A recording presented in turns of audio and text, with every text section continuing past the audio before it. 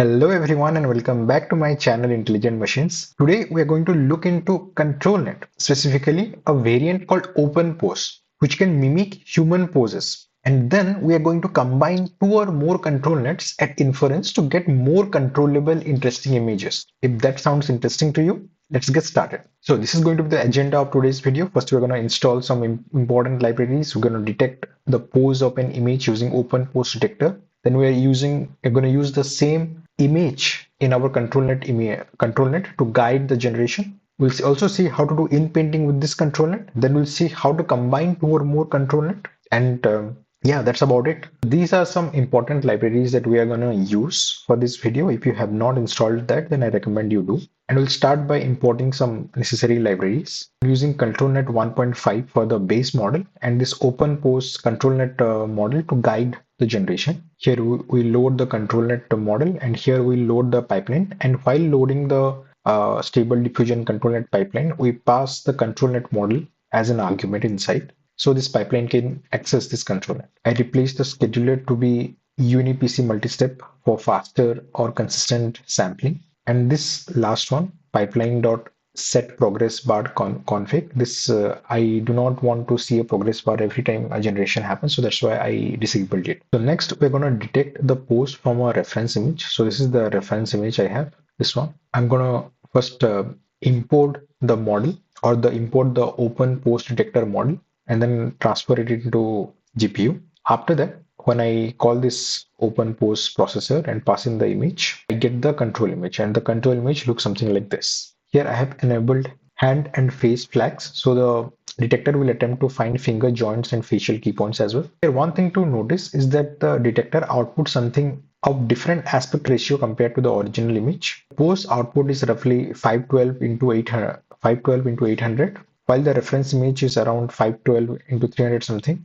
You have to resize this one when we are doing image to image inpainting. That is something just to keep in mind. And if you have like resource constraint environment that your GPU is not very big, then you have to resize this one because the generation happens according to the control image. If you have a very large control image, it will take that much longer to generate the image. I created 5 different prompts using which I'm gonna generate 5 different images, which all will follow this control net. So how am I gonna do that? I'm gonna call the pipeline function. I'm gonna pass in the prompt, and this is a loop going through each prompt. There is a loop going through each prompt, and I generate one image per prompt. And after running it, you see something like this. So this is for a cyberpunk warrior in dynamic fighting stance. You see, it is following both the prompt and trying its best to follow the pose that we have given it. This is for a medieval adventure bit. So of course there is like a lot of abnormality in the image. And this one looks pretty good to me. The spacesuit one. This is a modern streetwear one. This one looks till now the best. Yeah, this one is also not that amazing. So at least what we can see is it does follow the given pose faithfully. Next, what we are gonna do, I'm gonna put this stylish hero in modern streetwear prompt, and I'm gonna check how it performs with different strength of ControlNet. And you can pass in the ControlNet strength using this ControlNet conditioning scale parameter. When the value of ControlNet strength is very less, it is not gonna give much priority to the ControlNet.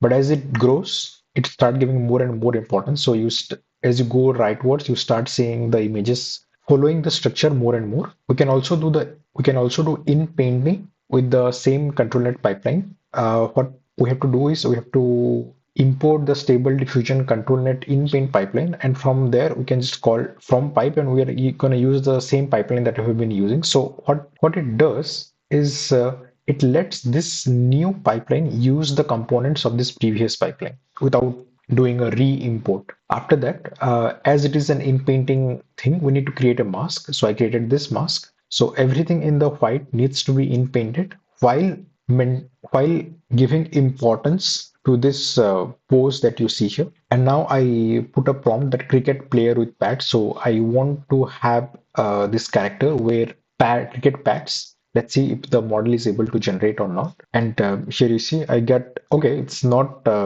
very good, but it's not very bad as well. But I see some defect in the faces. This defect in the faces is because probably the input image we have passed is of very low resolution. This problem is caused by the VAE, I'm sure, while decoding. You can increase the size of so this reference image. You can increase the resolution of this image if you don't want to have this kind of artifact. Also, there is you can change the strength parameter while generation in Inpainting. So all the Inpaint region you'll start.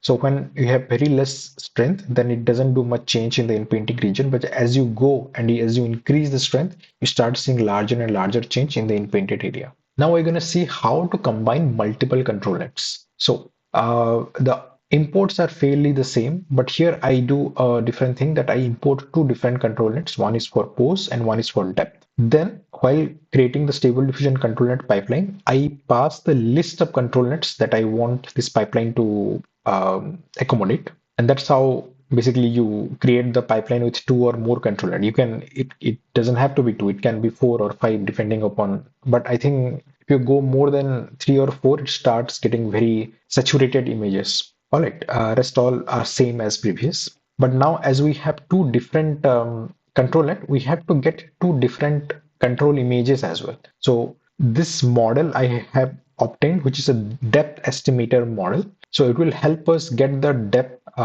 features from the image and then the OpenPose detector that we have used previously. This is how I get the depth image, and this is how you get the pose image. So this is the depth feature and this is the pose feature. And then what I did is when you are calling the pipeline, you have to give two images right now. So in the image, the ControlNet image parameter, you have to give two image, one for pose and one for depth in the same order. And also you can set the strength for how much power you want each of them to have. You can have different powers for either control net, or you can have the same power for control net. So that's what I did in this small experiment, that I swept through 0 to 1 for the control net strength for each of the control net and see the result. So here when we have 0 0 for both pose and the depth, yeah. So here we have 0 for both pose and depth control net. So you see it follows the prompt, but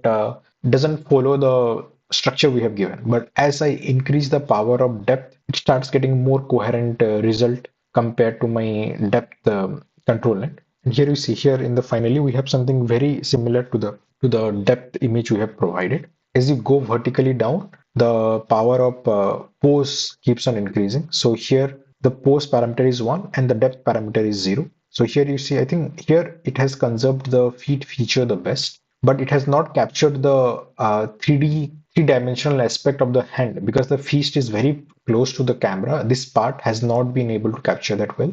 But as we go on and increase the power of depth, you start seeing the feast closer to the camera, closer to the frame. So here you see the feast is very close to the camera. So that's how you can combine two or more control net and get something that you desire. In the next video, I will demonstrate personalization with diffusion model and control net, how to generate product specific ads and place the same object in many different scenarios automatically. If you find that interesting, then do subscribe and hit the bell. I'll see you in the next video.